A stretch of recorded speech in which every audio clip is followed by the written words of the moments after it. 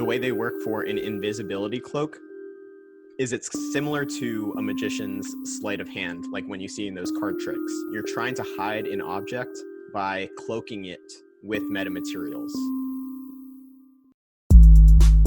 Welcome to It's Material World, the show that uncovers why material science will change the world. With your hosts, Praneeth Upadhyay and Tom Miller, with a special guest host, Nadia Zaragoza.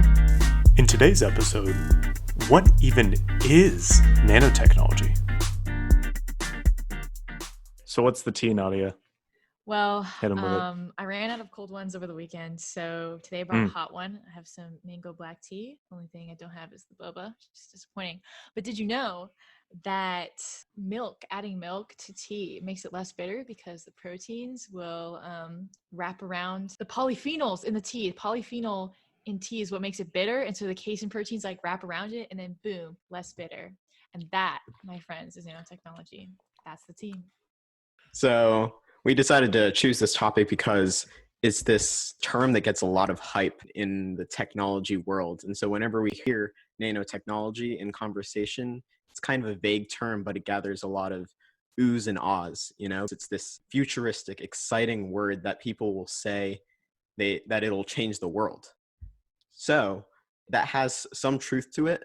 Nanotechnology involves the idea of manipulating and engineering materials at the nanoscale. So that means dimensions anywhere between 1 and 100 nanometers.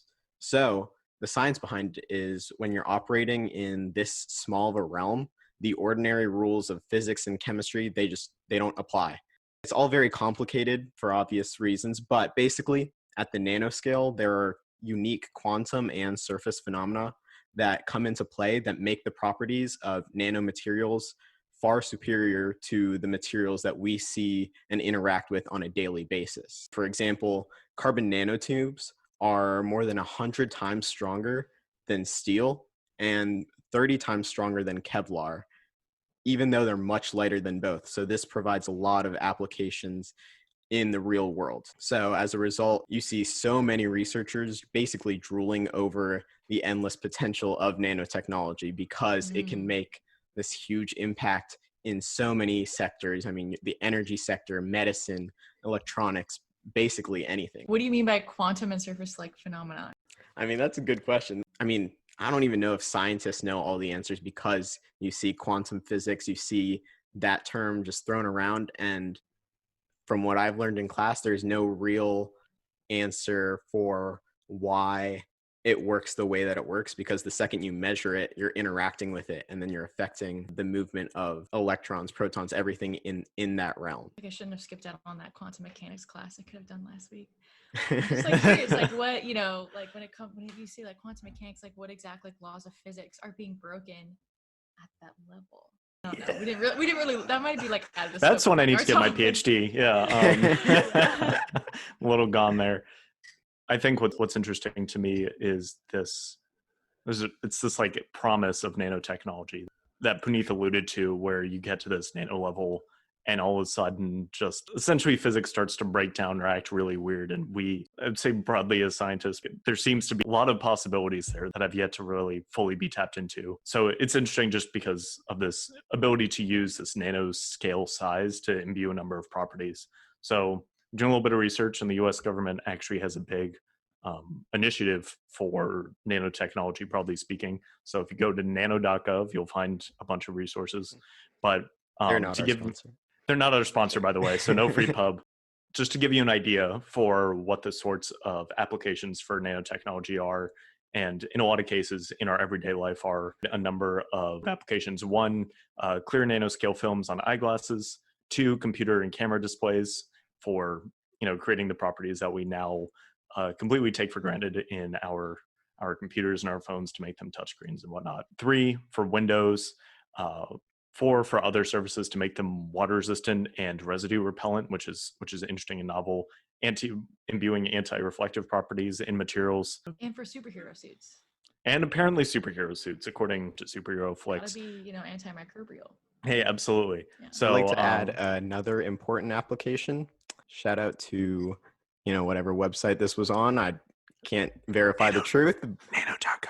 Oh, wait. The thing I just read was nano.gov. I don't know about you. Oh, shout out to nano.gov. But also, a very important application, gold nanoparticles can make the pink get ready to be a parent sign or get ready to be pregnant sign on the home pregnancy tests much easier to read. So all the other ones don't matter when it comes to Wow. this. Wait. But I just wanted to point that one out. I thought that was I do think better that than was all the that was others. very important for us to know, Puneeth. Thank you. I really appreciate your welcome. extensive research on that topic. And there's another interesting everyday thing, especially as summer's rolling around and it's getting hot and very sunny.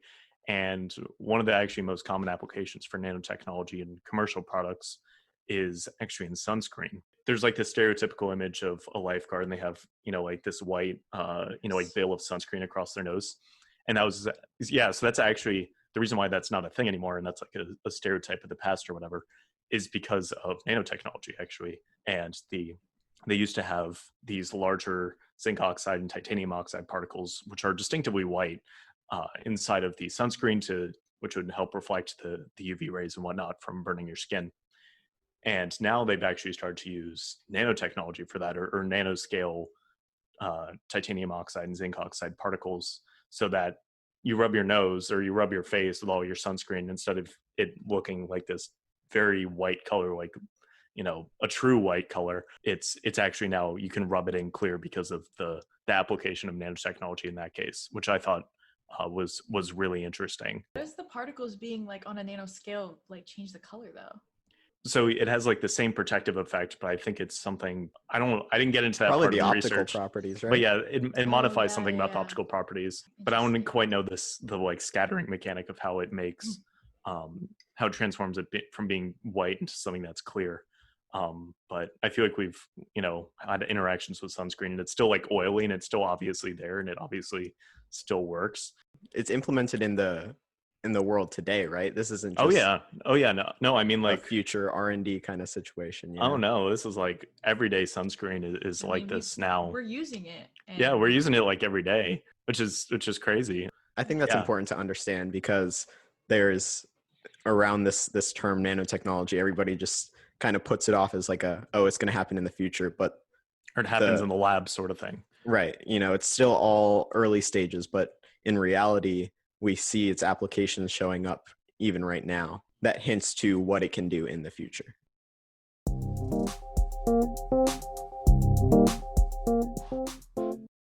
So in terms of what nanotechnology can do in the future, I think we should talk about what nanotechnology is doing right now and some groundbreaking things happening with the nanotechnology. The news of nanotechnology and how nanotechnology is at the forefront of solving some of the world's problems. So if you didn't know, there is a pandemic going on, and there is a number of potential solutions to fight this off, make its effects on the public less significant. So the two major modes for that are either one, develop a vaccine, or two, develop antiviral therapies. So vaccines has been in the news persistently. The timetable for that is just a little bit longer, and that takes time before that can really help us get things back to normal. But antivirals, however, there's been a lot of research into those, especially to fight off other diseases such as malaria or Ebola, and applying those learnings from those antivirals to this current pandemic that we're facing. So there's a particular case where nanotechnology can help one of these other antivirals really move to the market and be effective in treating the effects of COVID-19. So there's a particular antiviral called niclosamide, and it shows some stronger antiviral effects when compared to remdesivir and chloroquine, which are two antivirals which have made a lot of circulation in the news, and which a lot of research has also been done around to fight off COVID. However, niclosamide does not readily dissolve in the body, and if it doesn't dissolve, it's not biologically available, and its therapeutic effects are quite limited, and it's not useful as an antiviral. So recently, Purdue University, in the International Journal of Pharmaceuticals, is actually looking to apply some previous knowledge on how to better solubilize this antiviral drug, niclosamide, using a nanotechnology-based solution. So they're going to be doing this with this complex nanostructure. So this organic compound's name is octenyl succinate hydroxypropyl phytoglycogen, or OHPP. Yep. So which is to say, I don't know what the structure looks like, but I do know it is complicated because it's derived from corn, if I recall. Yes. So OHPP for short, because I don't want to have to force Nadia to say that again. But it is derived from corn grown in the US. So it is abundantly available, as you know, the US produces corn like crazy. And this molecule itself is actually patented by Purdue. So they have a stake in using this for broad application like this. But what's great about OHPP, though, is that the nanoparticles of this particular organic molecule can be used to increase the solubility of niclosamide by a factor of 5,000. So the niclosamide itself is the antiviral that attacks the COVID and makes it less, it makes the coronavirus itself less prevalent in the body or less damaging. And so without the OHPP's interaction, the niclosamide actually acts like sand in the body and it cannot be absorbed. Like it needs to be dissolved, or else this antiviral drug is just super ineffective. And so this is an example of how nanotechnology can actually be used to help fight off this ongoing global pandemic that we're facing. If you see it more in the news, just you heard it here first. Of course, there's a lot of information about COVID-19 out there right now, and nanotechnology has a role to play in fighting this off potentially.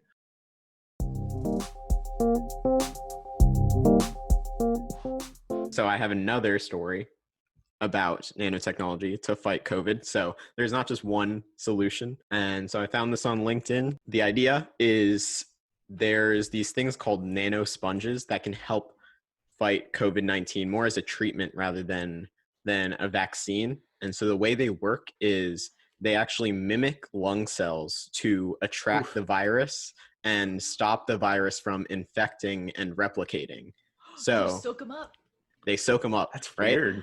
And so the way they work, they're made up of bio-friendly polymers with a thin cell membrane outer layer. And so, according to researchers, the virus actually has a higher affinity to these nanoparticles rather than, actual lung human cells. lung tissue. Right, exactly. Whoa. That's cool. So that's just through pure testing. I'm sure they found that. But the idea is that the virus actually dies once it's sucked into the droplet. Is there something else in it that kills it, or is it just not good in that environment or whatever? I guess it's just not good in that environment. And the good thing about it is that the human body immune system can get rid of the nanosponges because they're biodegradable. So weird. It just becomes waste and prevents it from replicating and just gets rid of it by killing the virus. And you only need a few droplets and just put it into your body. And then the virus can't have replicated immensely at that point, but if you get it early enough, then this bio-friendly polymer can help treat this virus. It's another potential solution. So another therapeutic potentially. Exactly. So then what are the drawbacks to these solutions that we have so far? Because it seems, I always feel like the science is there, but it's a lot of the policies that kind of can hold things back, or there might be flaws that haven't been worked out yet. Yeah, it's always hard to go from the R&D stage up to mass production, but I think being able to produce all of these, because I'm sure it's not natural to have this polymer kind of composite with a lung cell membrane outer layer, and to be able to produce that probably takes time. Those are the two biggest drawbacks in nanoscience in general, is being able to produce it on a bulk scale mass production, but also from the medicine perspective specifically, there are a lot of nanoparticles are inherently toxic in the human body. And so you have to functionalize it, put it with other polymers, other proteins or whatever, so that that reduces the intrinsic toxicity of those nanoparticles.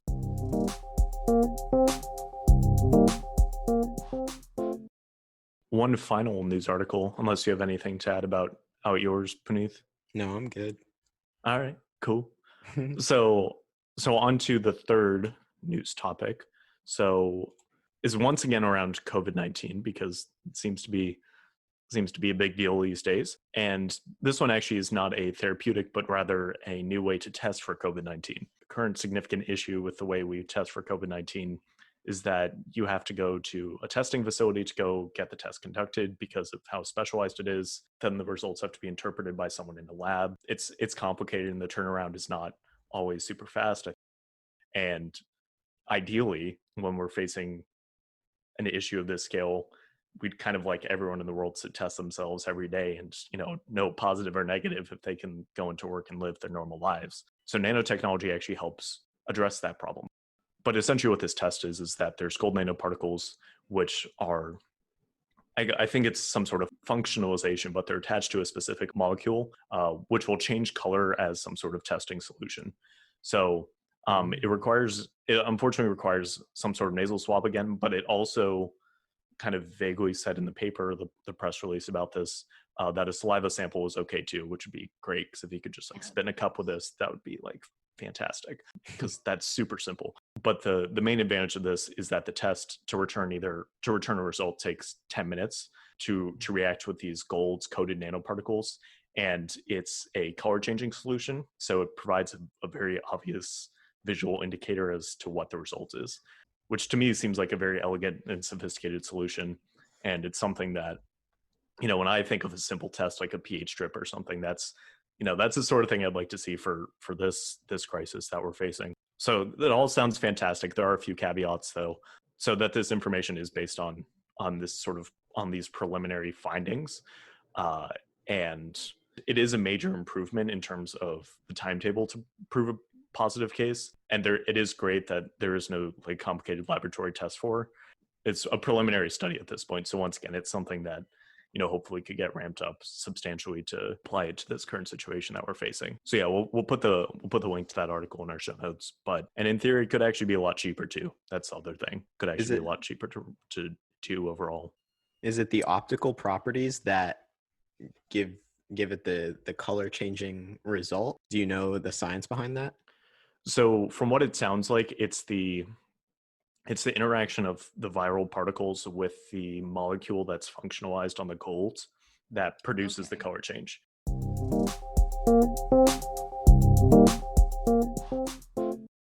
Have you guys heard of the Lycurgus cup? That rings a bell. I think it's the classic, the most ancient form of nanotechnology. That's what this reminded me of, but I guess not for the same reasons. But this cup is from ancient Rome, and it's made up of gold nanoparticles. And so when you shine a light from the outside, it turns a specific color, green, I believe.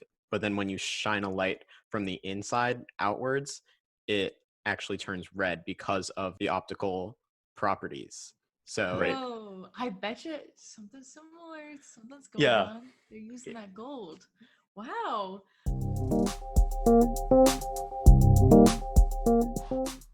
So besides nanotechnology being useful, of course, in this current situation we're in, fighting off the global pandemic we're facing, it also has a bunch of other novel and interesting applications, which I think Puneeth has one. Oh yeah. All right, buckle up guys, because this material is going to blow you away.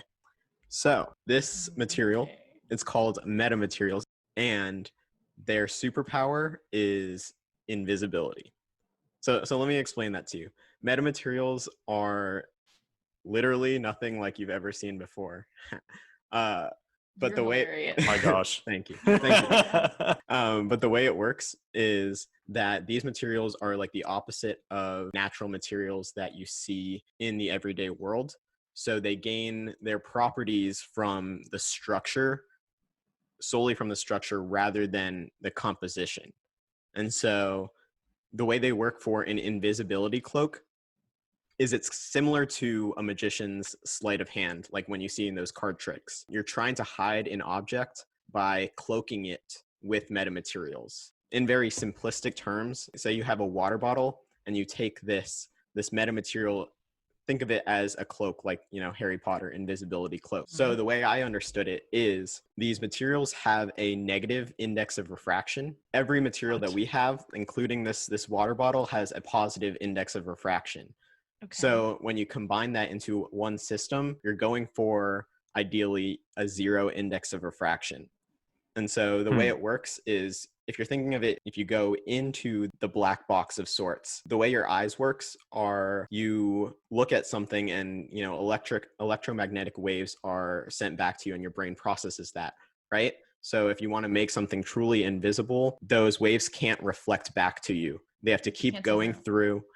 They have to cancel out, and those waves have to keep going through that whole system as if nothing is there. So even shadows and that sort of deal, that can't exist. There can't seem like there's something there. Otherwise, your brain will recognize it as, oh, something's Visible. up with that. Like there's something there. So basically, if you cover this water bottle with a cloak, the electromagnetic waves go through the cloak and they bend around the water bottle and then go through the other side as if there's nothing there. So it literally bends around the object and passes through as if the electromagnetic wave would go completely through. And therefore, when your eyes are looking at it, you don't get any reflection back, because there's that cancellation of the negative index of refraction and the positive index of refraction. Wait, okay, so Therefore, are these making real? it invisible. They are real. Like, it's obviously still in an early stage. There Is there are like a YouTube video? Videos of like, hey, invisibility cloaking is real, and a little bit of a morphing situation where you can kind of tell something is there, but something will pass behind it and you won't be able to recognize it. There's a few of those videos on YouTube if you want to check them out. You probably need to do a little bit more research on it, because I honestly have no clue exactly how it works. I hope it blew your mind, because it blew my mind bizarre. just talking about it. Does. I am probably gonna watch a ton of YouTube videos after this and procrastinate all the other stuff I have to do. it. So No, I want to do more research because I want to see how they even engineer something at that scale. It's not like, because I'm like, what when they do the experiments, like, what are they using? That's what I'm curious about. it's not like this tiny little pair of tweezers. It's like maybe if you do simulations, but Tiny people using tiny tweezers. Miss Adam goes here. We'll drop some links down below to, if you guys want to read more about it as well.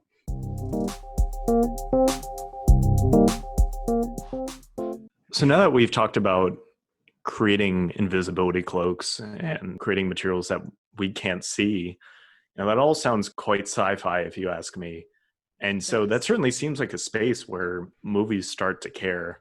And so how does the popular perception of nanotechnology play into our understanding of it? The thing about the media, or the way that science is popularized in general, I feel, there's all these articles about the crazy properties of materials, like graphene, carbon nanotubes have these crazy properties, but you don't necessarily see it realized. And part of it's the stuff we talked about before, different, policy issues, toxicity issues, also being hard to manufacture. It's hard to produce graphene on a large scale, figure out what substrate to grow it on. And so it hasn't become this big crazy thing yet. But I feel the media likes to popularize that, oh, this could be really cool. And then they use it in movies, I think often as kind of a cop out, in the Marvel universe, in the Iron Man suit, and also in Black Panther, Iron Man and Shuri independently came up with the idea of nanites and these nano robots. They kind of just say, oh, the nanotechnology as a just general term to explain all the crazy stuff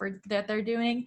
I think that honestly, all the stuff in movies is eventually possible. I mean, look, this invisibility cloak, one day Harry Potter's gonna be obsolete. Everyone's gonna be like, why was that so magical? Literally have all these things. It's crazy. Because when it comes down to it, all nanotechnology is just manipulating physics, manipulating electrons. Oh, this has a positive and negative charges, put them together. We can make them come together. That's programming, materials by selectively choosing them. The superhero suits, the idea is just you have a bunch of really tiny, nano robots, and they can all come together. And I think that the idea of manipulating something on such a small scale, and then if you can manipulate the smallest scale, you can make anything, you can manipulate anything. That's the reason why our cells are so small, our atoms are so small. theoretically, if we're all made of atoms, if we can manipulate those atoms, we can make anything. So I think that's why, you know, in the media, they just say nanotechnology all the time in fiction and sci-fi, because it's kind of an easy way to just explain a big concept or how to make something invincible, because it's kind of a crazy field. Like anything is really possible. Yeah, I I don't completely really have agree. much on that. I mean, I had to like look into some of, like what is the science behind the Iron Man suit? But there really isn't much there because we don't really know a ton about nanotechnology. No, I exactly. mean, he I does say like the eigenvalues. Yeah, you threw out the movies. eigenvalues at some point. That was Just weird.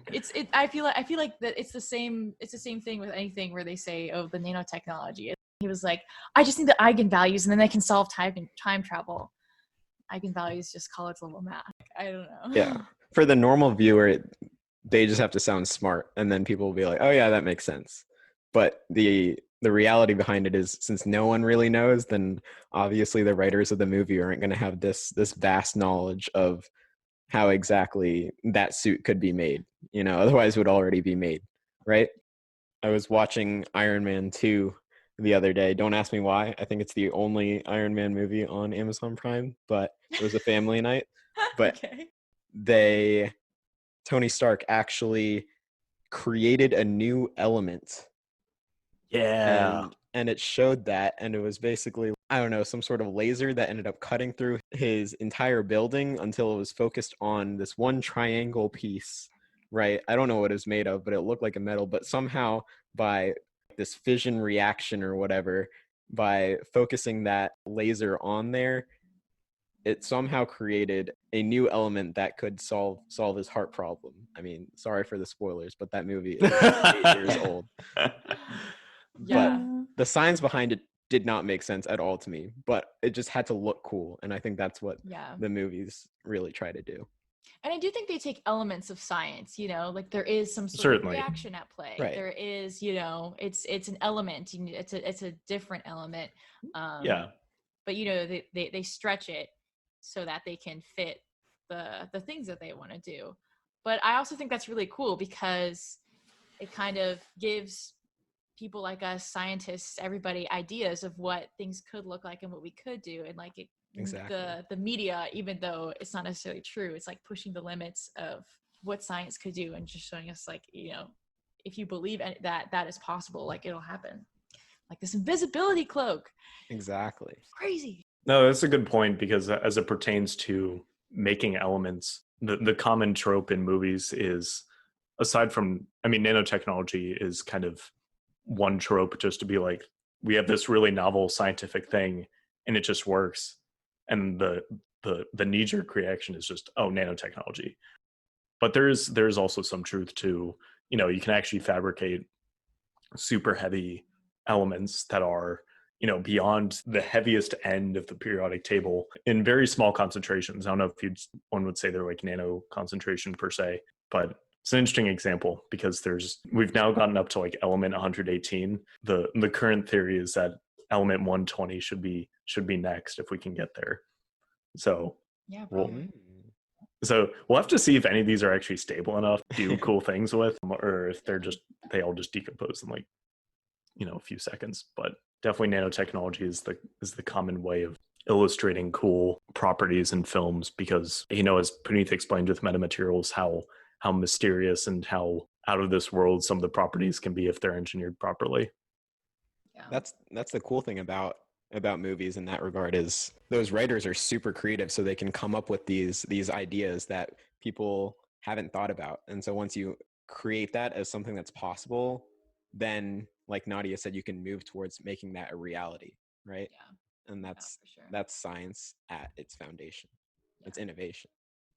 There's also a lot of science that's probably out there that is being done that we don't necessarily know. Like after working at a Certainly. national lab, I mean, there's so much security stuff. We know that we can make new elements because we have these big, you know, Reactors. linear accelerators and stuff, Yeah. right? But we don't necessarily know what's going on. I mean, because of that, and, you know, I don't know, intellectual property concerns. I don't know. Science isn't always the most accessible, unfortunately. But I think that is part of the reason why we don't really know everything that's going on in nanotechnology because people are still figuring it out, but they want to protect their stuff. I think there's like a nano ethics committee too that's already been created just because there is all that potential. It could be used for the wrong reasons too. And so That's true. That is true. it's already been created, and so I think that's a good start, but it's just, and so we'll see where it ends up.